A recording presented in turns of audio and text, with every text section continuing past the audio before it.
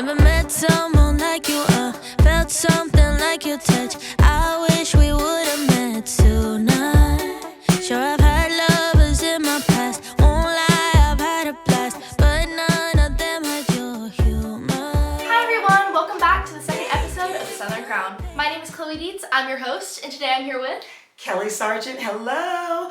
I am a public speaking coach and I'm so excited to be here. And I'm so excited to have you here, Kelly.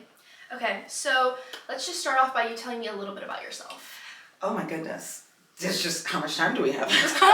All the time that you need. Oh my goodness. So I think one of the reasons why I'm so excited to be here today is just to share a little bit about my journey of just being really, really low at a point in my life, having really low self-esteem, like none, to everything that I overcame in order to do what I do, which is coach young ladies.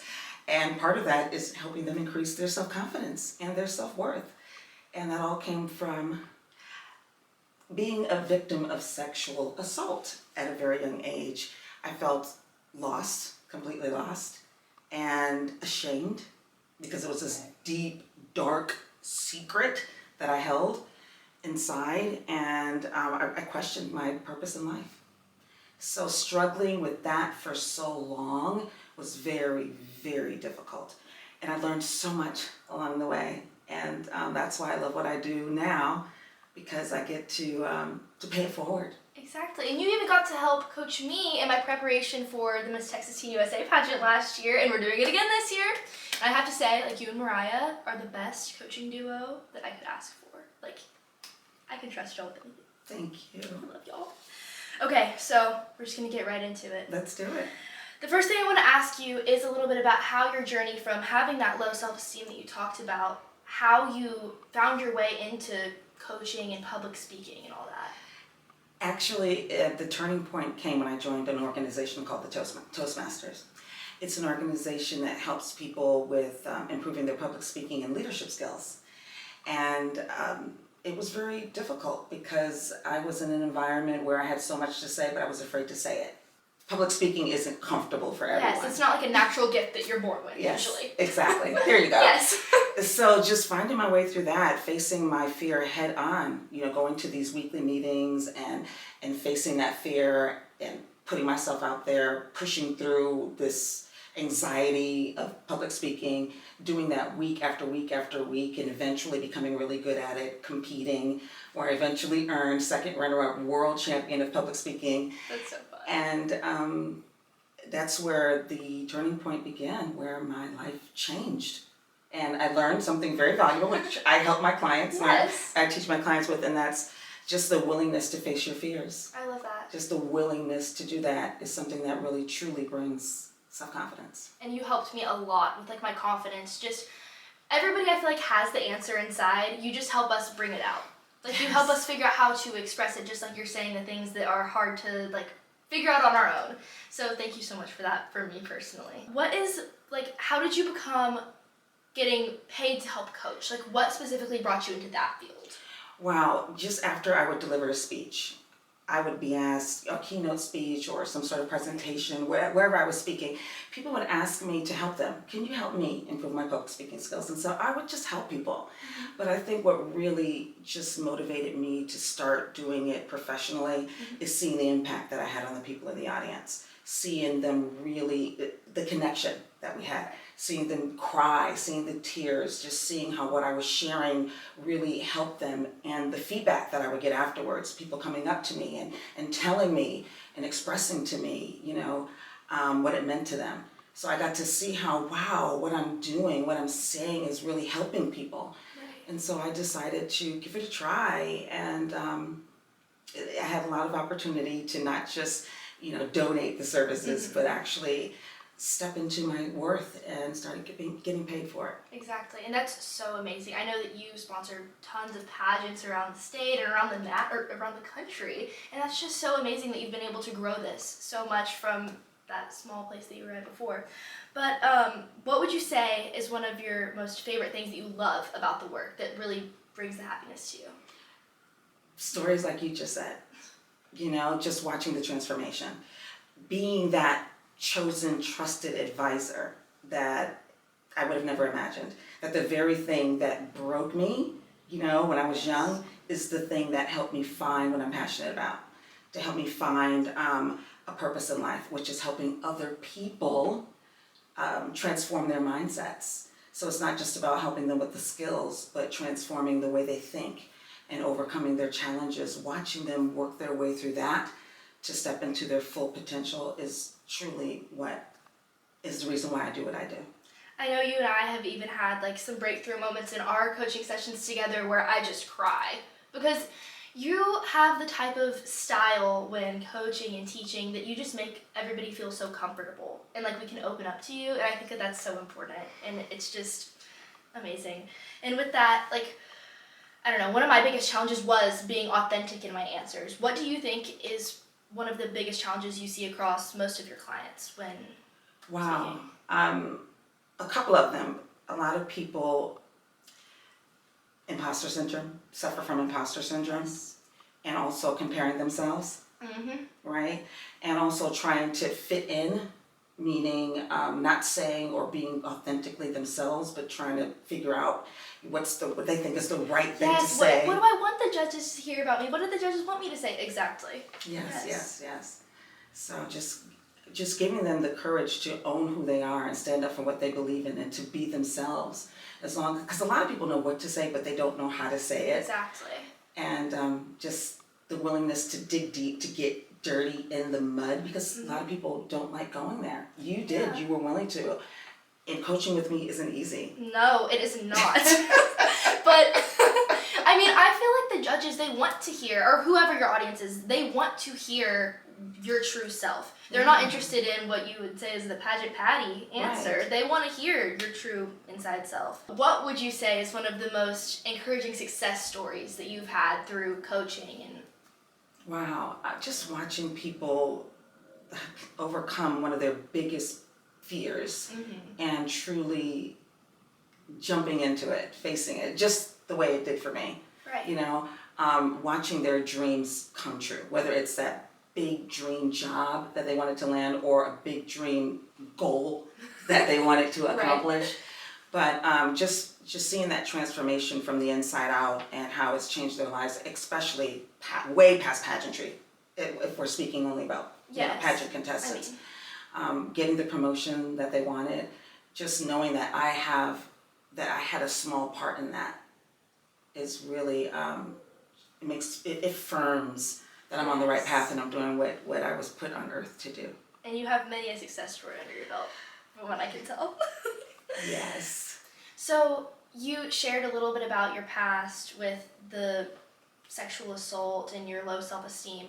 What is some advice you would give to a woman or even a man who's in that position to help them get out of that struggle? Wow, it's to not blame yourself. Right. You know what I mean? It's not your fault at all. And to stop taking on that burden, because it's a heavy, heavy burden to carry. To speak up and realize that you're not the only one.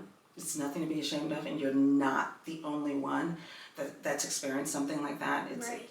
You would be surprised at how many people we all know that are suffering or have suffered. We all seem to know somebody or someone that knows someone. So to seek help, if you need help with speaking up and telling someone, to just first go to someone that you truly, truly trust and just ask for some advice. I mean, even in recent years, I feel like as the Me Too movement has become more prevalent and as social media people have started speaking out on there, a lot more people have spoken out, but it's still just a fraction of the amount of people that has affected. And that's just like insane that. Yeah, it's super sad. Yeah, it's just hard to grasp. It's super sad. But I think now, like you said, since it's no longer, I don't think, taboo, because we get to see it so public now. It's happening, everywhere, even today with the numbers of sexual harassment claims and, sexual abuse and misconduct, that to speak up about it, and you empower other people to do the same thing, especially when you realize it's not your fault, that you get to take your life back. And us being able to have talks like this publicly to go on the internet really this will help so many people. Just like even one person seeing this and helping it, I think that we've done our job.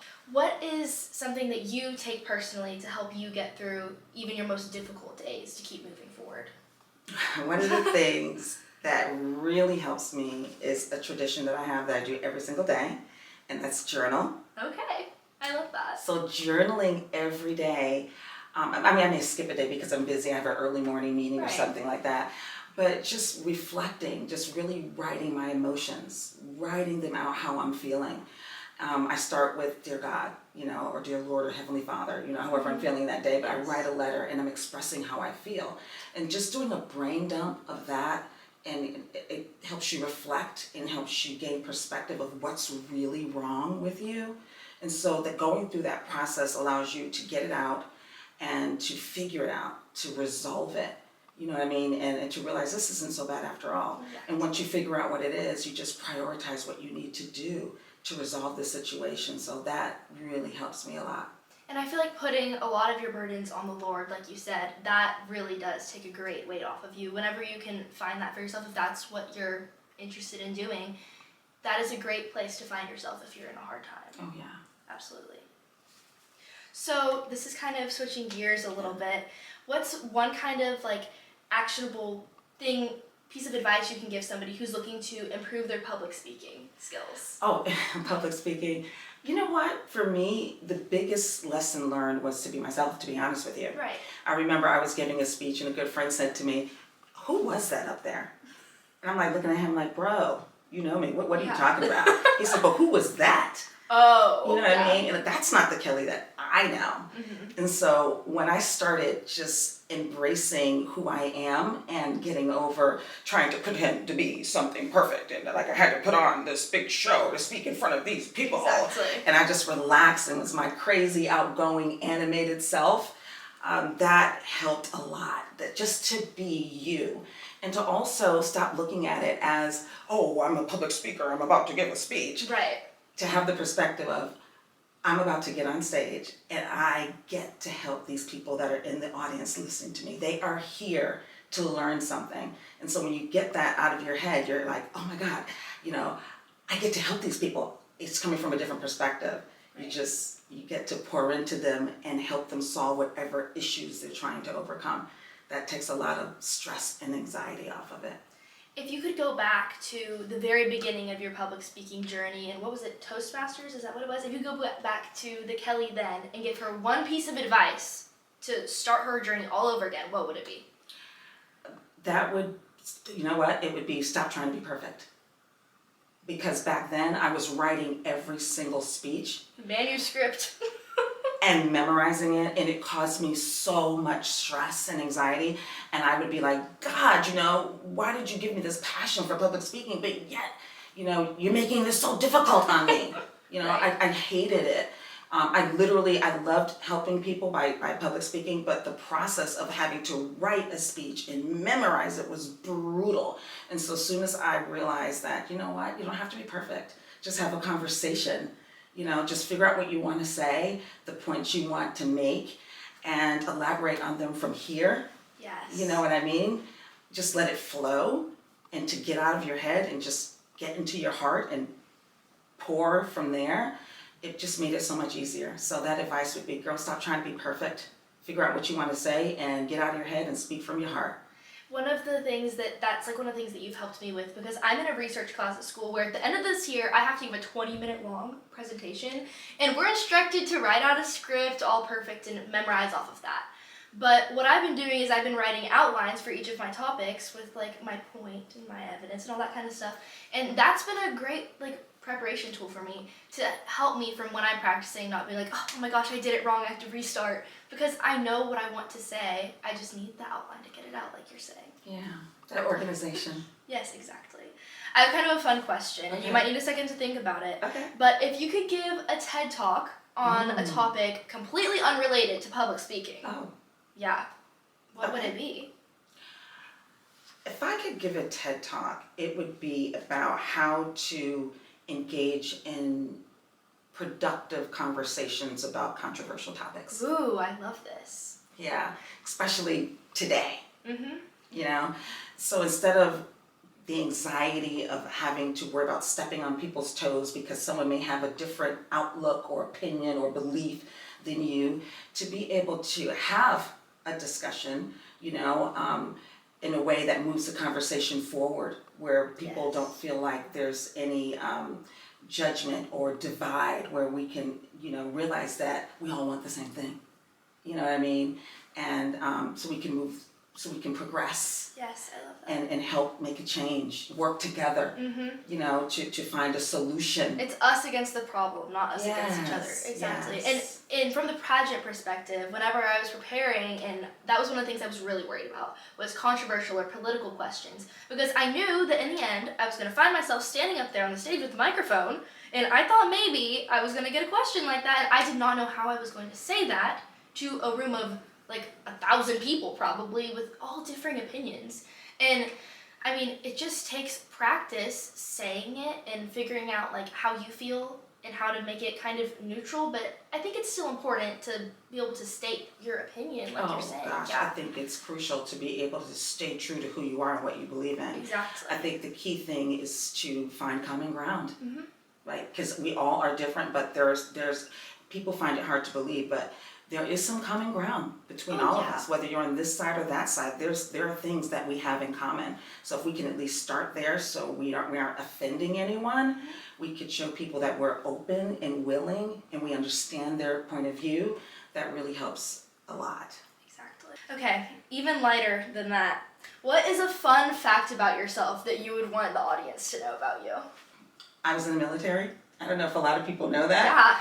But yes, I was in the military, Army National Guard. So I am officially Sergeant. That's so cool. So some people call me Sarge, and rightfully so, Sergeant. That's so fun. And I remember whenever I found that about you, I think that it was on Veterans Day that I found it out. Oh. And I was like, oh my gosh, and I like sent you a text and I was like, happy Veterans Day, oh my goodness. But I was so like, I don't know. I just like didn't expect that from you because of the stereotype of which is a military woman. And it's so refreshing to see like somebody break out of the stereotype and be like a feminine woman, because that's a goal that I had for a very long time, was to join the Air Force and to go to the Air Force Academy. And I remember people would tell me that like I wasn't the type of girl to do that, and anybody can do it. That's right. Exactly. It's just up to your willpower. Okay, so it's so nice to hear all the fun stuff about you, but I am wondering if you could give a message out to the audience, how to work on their self-esteem. What could you tell them? Okay, well, let's address imposter syndrome. Yes. Let's just address that. I suggest doing a reflection journey, which is thinking about how far you've come, all of your accomplishments. So let's say, you just list them out, all of your accomplishments, and, just as many as you can think of, and then start thinking of the before, what it was like before you accomplished it. So then you could, and you could see the journey that you've been on, because the journey wasn't easy, No. right? I have to help people realize that the journey wasn't easy. So when you look at the before and all of the obstacles that you've had to overcome to finally reach success, then you're able to see your credibility, all the work that you've done, how far you've come, how you used to be and where you are now. You become credible. You know what I mean? You get to appreciate, how hard you worked. You begin to appreciate your value. Then you believe it. Then you start to believe it. Like, wow, I used to be like that, but look at where I am now. And so the imposter syndrome kind of fades away. And also comparing yourself to others. Right. Everybody has their unique, special talent. And so many people struggle with, I'm not as good as she is. I wish I was like her or him. But when you think about it, instead of putting them on a pedestal, because when we put them on a pedestal, we start to diminish ourselves. Exactly. So they're on a pedestal for whatever they're good at, and we're on our pedestal for whatever we're good at. And they're probably looking at you up on yours and they're like, oh my gosh, I wish that I was as good at communicating and speaking as Kelly is, and then you're looking at her like, la la la. Yes. Exactly. And so when we just embrace that mindset and that idea that no one is less than and no one is better than. Mm-hmm. And you can appreciate someone else's gifts without putting yourself down. Yes. And you can also the reverse. You can be Yes. proud of yourself without having to be talking bad about someone else. And That's things like right. that. And whatever we feel like we're lacking, we can always work on, Exactly. right? There's no limit to how far you can push yourself and how far you can Yeah. just keep improving on things like that. I What's agree. one lasting impact you'd like to leave on all of your clients across the board with your work? Lasting impact is that my clients feel like they never sacrificed themselves. They never, that they were able to be their true selves while going on this journey of self-discovery. You know, not having to conform. So that's really important to me, that people feel good about who they are. Everyone has their sense of, morals and ethics, and I want them to really feel like they were able to get to where they are by just staying true to their values, whatever their values may be. This is going to be one of our final questions. Okay. But the journey of gaining self-esteem is an ongoing journey that, for me, I feel like at least never ends. And I agree. through your work, how has your journey developed more by helping others? Wow. It's a hard question. How has my journey developed? Even teachers learn from their students, right? And so it's not just about me teaching others. I learn from them. My clients push me as well. So I learned that one thing I really learned is that we must always keep our generators full. All the time. Because we never know when the power is going to go out. And when the power goes out, we need to know how to turn it back on. Exactly. And so for me, I know that what helps me help my clients is that I'm constantly fueling myself. And so sometimes I have to turn off reality TV. You know what I mean? Goodness. And I have to start pouring in, a webinar or a TED Talk, or start reading self-help books, spiritual books, whatever. It's An gonna, hour in prayer. Like that Yes. can do worlds. Yes. Yes. And so when we keep our generators full, we can start generating new ideas. We can start generating productivity, generating energy. We can generate all of these great things, but we're not going to be able to do that unless we continue to fuel ourselves. So that's one of the things I continue to do, and I encourage my clients to do, so that we're able to make an impact and give back in a positive way. I feel like I definitely remember you talking to me about that. Like before the pageant we started, and like having me kind of reflect on myself and what I was going to do throughout that weekend to make sure that I would be able to keep going. Because especially in a pageant setting like that, you have to be on all the time because they're looking for something. Like they are looking for something. Yeah. And not just the judges, the other contestants. Right. They're looking for something. So you need to be able to make sure that you are in touch with yourself before you can go and present yourself to the world, really. Yeah. Especially with confidence. Exactly. Thank you so much for joining us today. Your story is such a powerful reminder to just not get lost in your self-doubt, and that if you're in a place of low self-esteem, you can always come back from that. Before we go, can you let our audience know how they can connect with you through social media? Yes, I am at Coach Kelly Sargent on Instagram, and I have a workshop coming up. Oh my gosh, tell us a little bit about that before I we have go. a pageant masterclass on January 26th. So you can go to bookkelly.com. Yes, exactly. Bookkelly.com, 2 Ks. But before we go, I have a gift. Okay. I have a gift for you. This is our Christmas episode, so this is so fitting. Thank you. Here you go. The red paper. Red's my favorite color. Own your moment. I remember my first email that I got with that in it. I was like, that's so cute. I love that. Yes. So this is an Own Your Moment journal. Perfect for starting your new year. And you can use it for our coaching sessions Exactly, as and I well. can do my journaling, my daily journaling. Yes, you in it, can. Just like you said. With the Own Your Moment pen. So cute. I love this. And the branding is very on point. Thank you so much.